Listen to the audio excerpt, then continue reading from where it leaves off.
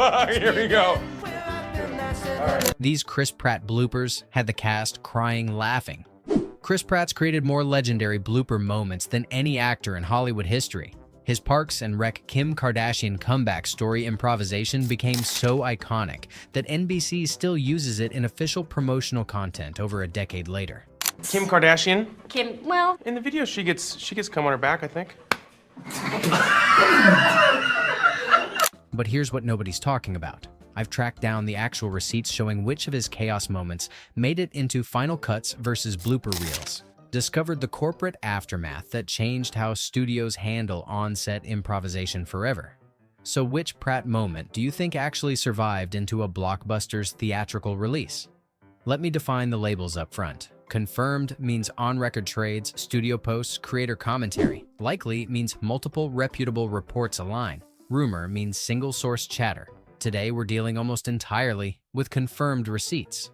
Here's your first major receipt. That accidental orb drop in Guardians of the Galaxy wasn't an accident at all. Guardians, 2014. Orb drop kept in final cut. If I had a black light, place would look like a Jackson Pollock painting. Director James Gunn believed it was genuine clumsiness for years, even said so on the director's commentary track. But during an April 2020 quarantine watch party, the truth came out. Pratt had been lying to everyone the entire time. 100% intentional, Pratt confirmed on Twitter. Better to ask forgiveness than permission. I learned that doing Parks and Rec, this is what I call Pratt's chaos to canon formula. He escalates a premise way beyond what anyone expects, commits to it physically and emotionally, then maintains deadpan delivery through all the resulting chaos. Now here's the twist. His most legendary blooper almost got him fired. Parks S4, comeback story. Blooper only. The Kim Kardashian moment happened during season 4 filming. Leslie Knope asks the Parks team to name great comeback stories. Cast members suggest Rocky, Seabiscuit, Robert Downey Jr. Then Andy Dwyer chimes in with Kim Kardashian. Kim Kardashian? Well, In the video, she gets cum on her back, I think. When the scene continues, Pratt doubles down with this unexpectedly crude punchline about her personal life that I can't repeat verbatim on this platform. The line instantly detonated the room. Aubrey Plaza immediately slapped him. Jim O'Heir nearly drowned everything out with laughter. The entire ensemble just collapsed. This exists in official NBC blooper reels from 2011 to 12 and has generated millions of views across platforms. Running tally, canon, 1. Blooper, 1. But it gets worse. The nude prank that brought lawyers to set. Parks S2, Kaboom nude scene. Kept but with consequences. During the Kaboom episode, Andy shows up naked at Ann Perkins' door expecting a romantic reunion. The script called for Pratt to wear skin-colored underwear that would be pixelated out. Why are you naked? Oh! Well, because of what you said, we're getting back together. No, we're not. Yes, we are. After several takes where Amy Poehler wasn't reacting convincingly to his fake nudity, Pratt made an executive decision. I was like, I know what I'm going to do. I'm going to drop my trow as an improv, he explained on The Graham Norton Show. He really was reacting to seeing my dick. And so I was like, I know what I'm gonna do. I'm gonna drop my trow as an improv. Poehler's genuine shock at seeing Pratt completely naked, that became the take they used in the final episode. The consequences were swift and serious. Jim O'Heir revealed in his 2024 book that when Pratt arrived on set the next day, there were lawyers at his trailer. NBC's HR department sent a formal reprimand letter saying there was protocol about nude scenes. Pratt reportedly framed the letter. Would you keep this in the final cut? Yes or no? This incident created new protocols affecting entire productions. O'Heir had planned a similar stunt involving his character Jerry splitting his pants, but got shut down specifically because they were already dealing with lawyers for Pratt. You won't believe this part. The same boundary-pushing energy that got Pratt in trouble on TV became his secret weapon in blockbuster films. Jurassic World 1-2, improvised kisses kept. Those romantic moments between Owen Grady and Claire Dearing weren't scripted either. In a May 2022 interview with Entertainment Tonight, both Pratt and Bryce Dallas Howard revealed that their on-screen smooches in the first two films were completely improvised. Yeah, it's the first thing you learn in improv. Yes, and. Yes. You know? You throw a kiss, all right, let's go. Howard explained that Dominion was the only time there was actually a kiss written into the movie. Dominion was the only time that there's actually been a kiss written into the movie. Right. The previous two films, they sneakily stole romantic moments because it was okay to have a little romance in a Jurassic movie. Director Colin Trevorrow encouraged Pratt to surprise Howard with kisses during high-intensity action sequences. He believed genuine reactions would enhance authenticity. Running tally, Canon 3, Blooper 1. Before we move on, listen to this. Not all of Pratt's improvisation involved inappropriate content. Parks S3, network connectivity problems, kept one of his most quoted lines came from the flu season episode. Andy tries to help diagnose Leslie's illness by typing her symptoms into a computer. I typed your symptoms into the thing up here and it says you could have network connectivity problems. He delivers this now iconic line, "I typed your symptoms into the thing up here, and it says you could have network connectivity problems." This completely improvised line became one of series creator Michael Schur's favorites. It represents Pratt's ability to find absurdist humor in the most mundane situations. The pattern becomes clear when you track Pratt's evolution across franchises. Parks and Rec established his ask forgiveness, not permission philosophy. Guardians refined his approach for big-budget films. Jurassic World applied improvisation to dramatic moments. Now here's where the psychology gets interesting. Why do entire casts break character around Pratt? Egg. Guardians said Dave Bautista breaks most ongoing. Dave Bautista, who plays Drax, is frequently cited as the cast member most likely to break character. I bet that the poop that comes out of your butt is just regular poop. He often attributes his breaks directly to director James Gunn's conduct. He can hear Gunn giggling at the monitor, which kills his concentration. I'm all right. This creates a feedback loop.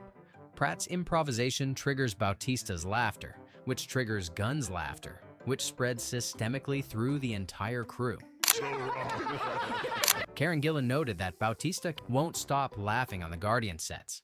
The extreme physical reaction of breaking, which often includes crying, collapsing, or being rendered unable to speak, confirms the sheer authenticity of Pratt's unexpected performance. When someone like Nick Offerman, whose Ron Swanson character was defined by stoicism, visibly struggles to maintain composure against Pratt's absurd energy, it validates the comedic risk. Team prop chaos or one-liner roast, which breaks you faster? Park set, physical comedy escalation, mixed results. The mockumentary format of Parks and Rec created the perfect laboratory for Pratt's technique. Those cameras linger on reaction shots, so the moment an actor breaks character, the footage becomes exponentially funnier. During one outtake, Pratt swings his suitcase too hard, accidentally hitting the switchboard and shutting off all the lights. How did you get this? Fix. That's gonna be a little harder to fix. Sorry. I'm out! Stopped the shoot for real. Later, he attempts an epic jump over a table only to crash down, taking a monitor with him. These physical mishaps represent the high-risk, high-reward nature of Pratt's approach. Sometimes they create usable magic. Sometimes they create expensive delays. Guardians Volume 3, Black Eyes, Improv, kept. The hilarious moment when Peter compliments the blackness of Nebula's eyes was completely improvised. 7 doors to black your eyes were. James Gunn loved it so much that he had Nebula fire back with a perfectly deadpan reply. They were replaced by my father as a method of torture. Seconds later, Pratt topped it off with yet another improvised gem. Running tally, Canon 5, Blooper 2. But there's a darker side to this story that most people miss. While uncontrollable laughter inevitably leads to production delays, studios have learned to calculate the risk-reward ratio. The most successful, groundbreaking humor often emerges from high-stakes, risk-taking behavior that conflicts with corporate risk aversion. The Parks Nude prank succeeded because Pratt pushed limits, but it simultaneously triggered legal oversight. Education and entertainment only, not insider advice, but this tension reveals something crucial about modern comedy production. Now here's the part that changes everything, the two crown jewel moments that define Pratt's entire legacy. The orb drop evolution. Creator commentary reveals truth. For years, this moment in Guardians represented the perfect happy accident. Star-Lord presents the powerful orb to the Collector, appears to fumble, and drops it. The moment served character development perfectly. Star-Lord's trademark clumsiness and less than professional nature as a thief got injected into a high-stakes scene. James Gunn kept it in the final cut, believing it was genuine. On the director's commentary, he even praised the serendipity. But during the April 2020 quarantine watch party, Gunn revealed the truth. Just last year, he told me he actually did it on purpose. I believe him about 90%. This represents the ultimate planned accident. Improvisation so convincing, it fooled the director into thinking it was real clumsiness. The Kim Kardashian detonation, legendary corpsing. Back to back with the orb drop success, we have the Kim Kardashian comeback story. Arguably, Pratt's funniest improvisation that was too inappropriate for broadcast television. Yes. Kim Kardashian? Kim, well,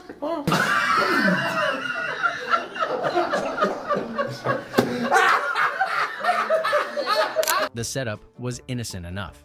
Leslie asks for great comeback stories. The punchline Pratt delivered about Kim Kardashian's personal life was so unexpected and crude that it created what fans call the best blooper of the show. The moment exists in official NBC blooper reels from the original 2011-12 filming and continues generating engagement over a decade later. It demonstrates how studios have learned to commodify authentic, spontaneous humor even when it can't make broadcast. what's happening? Sorry, I lost. You know what's crazy is I definitely like poop. I just poop my pants. Final tally, Canon 5, Blooper 3. Here's your receipts check. We've confirmed the orb drop deception through Gunn's watch party admission, documented the Nude prank's corporate aftermath through cast memoirs, verified improvised romantic moments through Entertainment Tonight interviews, and tracked the Kim Kardashian blooper through official NBC promotional content. The commercial value of these spontaneous breaks is immense. Studios now explicitly produce, utilize, and promote blooper reels centered around Pratt's antics across official channels. This strategic leveraging of outtakes blurs the line between spontaneous breaks and anticipated promotional tools. What makes Pratt's approach unique is how he successfully transfers television improv energy to blockbuster filmmaking without losing authenticity. The simple, almost childlike commitment of Andy Dwyer provided him with the license to execute highly absurd physical and verbal comedy. When he brings this energy to a Marvel set or Jurassic World production, it grounds fantastical settings with relatable human flaws. The Star-Lord character benefits enormously because it ensures he remains a deeply flawed, funny hero rather than a generic action protagonist.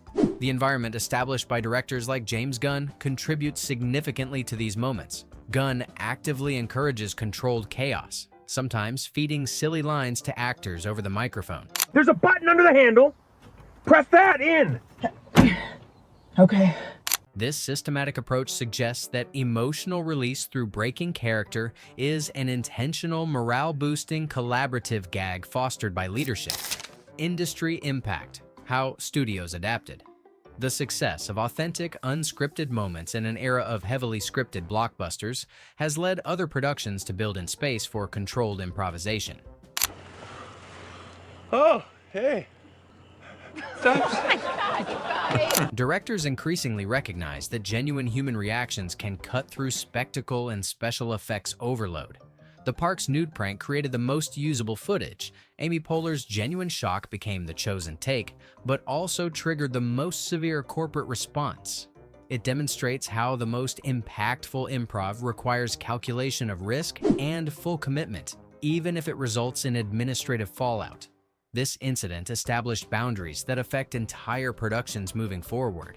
The tension between creative breakthrough and corporate liability has become a defining characteristic of modern comedy production. The psychology of authentic breaking. What's fascinating is the contagious nature of genuine laughter. When a stoic performer like Nick Offerman or Dave Bautista cracks, it validates the comedic risk and spreads through the ensemble. The raw, unadulterated nature of this reaction creates premium entertainment value. Pratt's deadpan delivery through resulting chaos is crucial. He maintains character commitment even as everyone around him collapses, which amplifies the absurdity and makes the breaks feel more authentic. The mockumentary format amplified this dynamic because cameras capture the struggle of real people trying to maintain composure under supposed documentary pressure.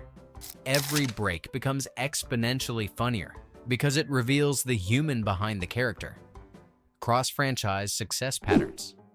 Analyzing Pratt's blooper evolution reveals consistent patterns across different production environments. Parks and Rec established the foundation with increasingly bold physical comedy and inappropriate verbal improvisation in a collaborative, low-stakes environment.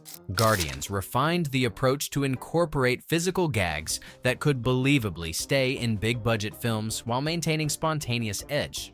Jurassic World applied improvisation skills to dramatic moments, particularly romantic scenes, showing range beyond pure comedy.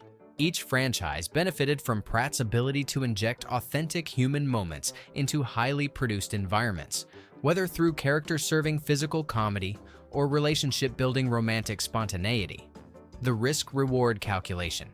While his high-risk approach may require administrative intervention, the overall yield of authentic humor and enhanced character development has established Pratt as a pivotal figure in modern comedic performance.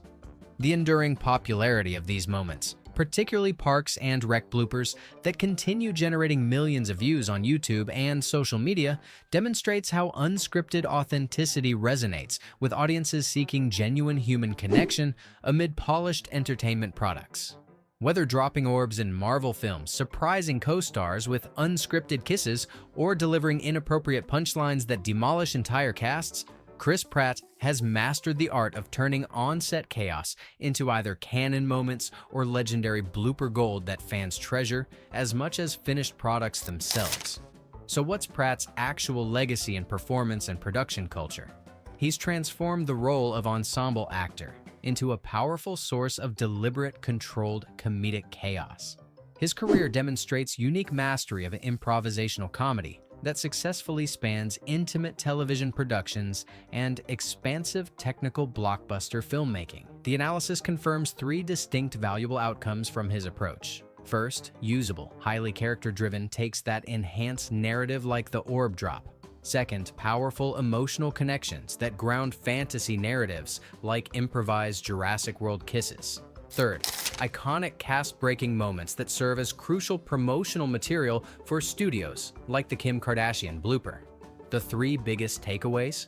Pratt's chaos to canon formula works because he escalates beyond expectations while maintaining total commitment. His improvisation succeeds across genres because it injects authentic human reactions into highly produced environments. And studios have learned to commodify spontaneous moments while maintaining the illusion of genuine surprise. Which Pratt blooper moment do you think deserves a spot in the final cut of his next blockbuster? The physical comedy chaos, or the perfectly timed one-liner that breaks everyone? Want Part 2, where I break down the specific techniques other actors are stealing from Pratt's playbook and which upcoming productions are actively planning for controlled improvisation chaos? Type Part 2 in the comments, and I'll show you exactly how Hollywood is weaponizing authentic spontaneity.